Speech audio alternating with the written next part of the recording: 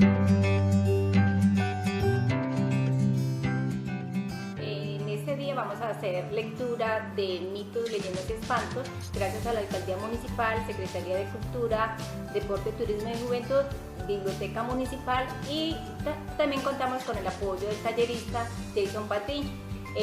Recuerde que nos debemos quedar en casa por cada uno de nosotros, por nuestras familias, tengamos en cuenta el lavado de manos, usar el tapabocas cada vez que salgamos a la calle, porque la vida nuestra es única y de todo ello depende cada cuidado de nuestro bienestar y de todos. Entonces vamos a empezar con la lectura de la versión del mito de Hojas Anchas y dice: Este espanto ya ha trascendido a las fronteras del pueblito y es un dicho popular que se aplica a alguien cuando se les da de saberlo todo. Ni que fueras el espanto de Hojas Anchas. Pues bien, antiguamente los pueblos tenían sus resguardos y retenes que operaban en las fronteras de cada departamento, los cuales eran vigilados por los celadores de rentas, quienes no permitían el paso sin la debida licencia que daban los estanqueros o asentistas. Se trataba pues de controlar el paso del contrabando, en lo que se refería al guardián de los zacatines, al tabaco en rama y también de ganado y semovientes. Cosechar tabaco era un negocio de las más rentables por aquella época, pero la más grave para los cosecheros era que tenían que pagar impuestos al gobierno, el cual ellos evadían de cualquier forma.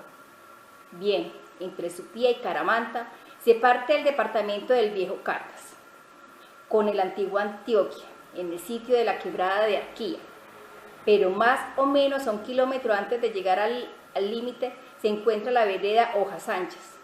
Allí, precisamente y junto a la vieja fonda y algunas casas alrededor, quedaba el puesto de los celadores del resguardo de rentas.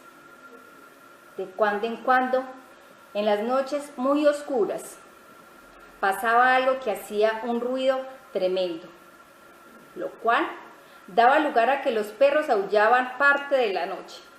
Dicho ruido asustaba a todos los vecinos y les obligaba a encerrarse en sus casas y a trancar muy bien las puertas. Pero alguien tuvo la osadía, cierta noche, de mirar por la ventana y pudo descubrir lo que ocurría. Pasaban por encima, lo cual ellos ladraban tanto, pero más tarde, a través de un inmenso bulto negro, él veía, tras la ventana, no resistió y perdió el conocimiento. El temor y la angustia se hizo presa de las gentes. Nadie se atrevía a salir de noche, ni siquiera al excusado. Los tiempos pasaban y el espanto seguía pasando por el retén de Hojas Anchas, aterrorizando a toda la gente en toda esta región. No se sabe cuánto tiempo duró este misterio, pero sucedió que un día don Jorge Macías, que era el estanquero en Supía, envió a un celador a que prestara servicio en dicho retén. Al decir de las gentes, era todo un macho y de pelo en pecho, el cual supo del espanto, pero cuento, no le entró mucho. Y una noche, revólver y peinilla en mano, se puso a esperar el espanto. De pronto los perros empezaron a ladrar y el ruido ya iba llegando. El hombre no tuvo miedo y esperó a ver qué pasaba, pero su sorpresa fue más grande cuando vio pasar el bulto negro, el cual siguió hacia abajo, como para la quebrada de Arquía. El hombre lo siguió a una prudente distancia hasta que llegara a la casa de don fulano. El espanto descargó el bulto, que no era otra cosa que un atado de helecho seco dentro del cual el señor de la casa pasaba contrabando de tabaco.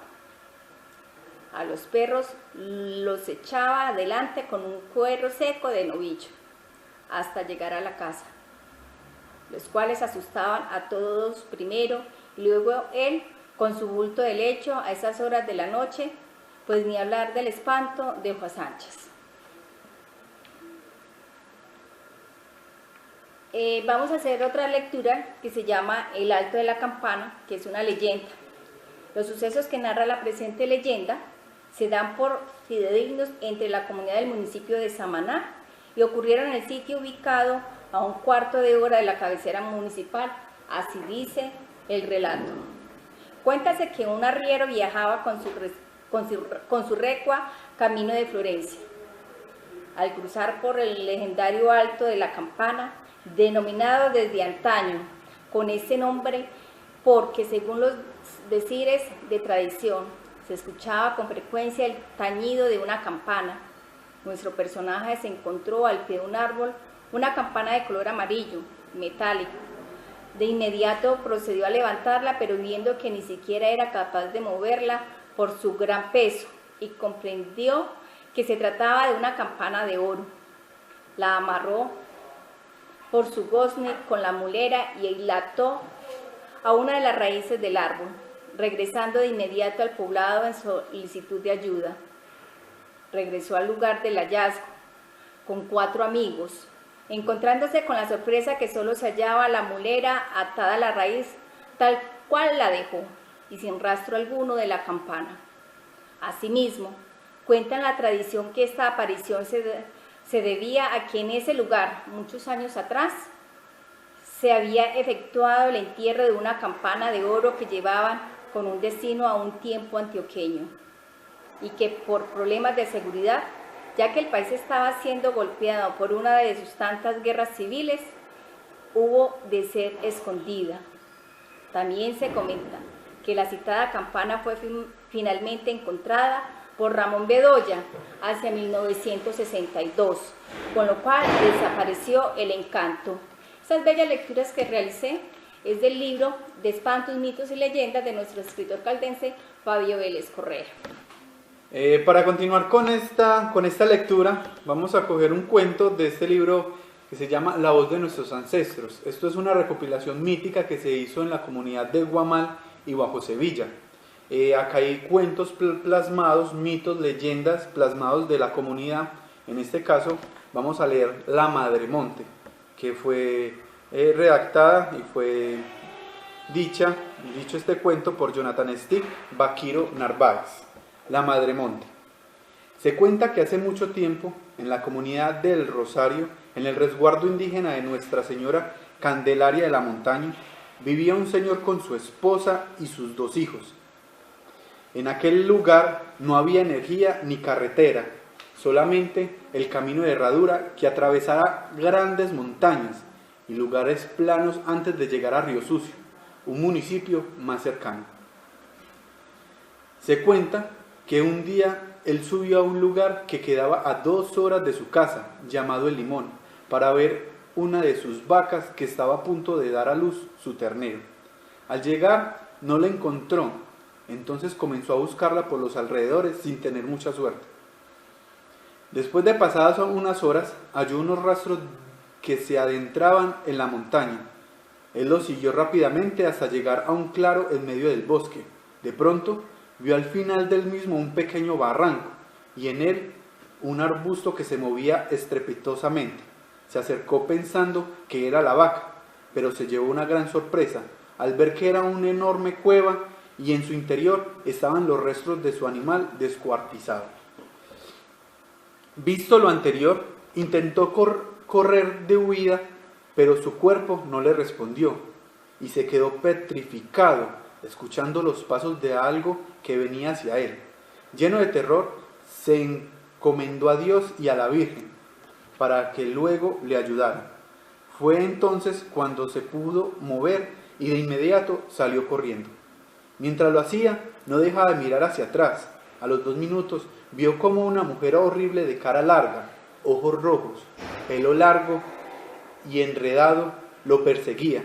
Esta espantosa mujer daba alaridos horribles mientras le seguía sin parar. Como a la media hora, volvió a darse vuelta y se dio cuenta que había dejado de perseguirle. Paró por un momento, tomó aire y continuó hasta su casa. Al llegar, le comentó a su esposa lo sucedido. Y ésta, con gran miedo y terror, le dio un abrazo y agradeció a Dios por haberlo protegido. Pasando unos días, la historia ya había recorrido los lugares aledaños a la comunidad. Mucha gente se reunió con escopetas, hachas y machetes para salir en busca de esta feroz bestia. Eran alrededor de 30 personas las que estaban dispuestos a realizar esta búsqueda. Cuando todo estuvo listo, marcharon al sitio del encuentro con la madremonte y encontraron que ésta ya no estaba.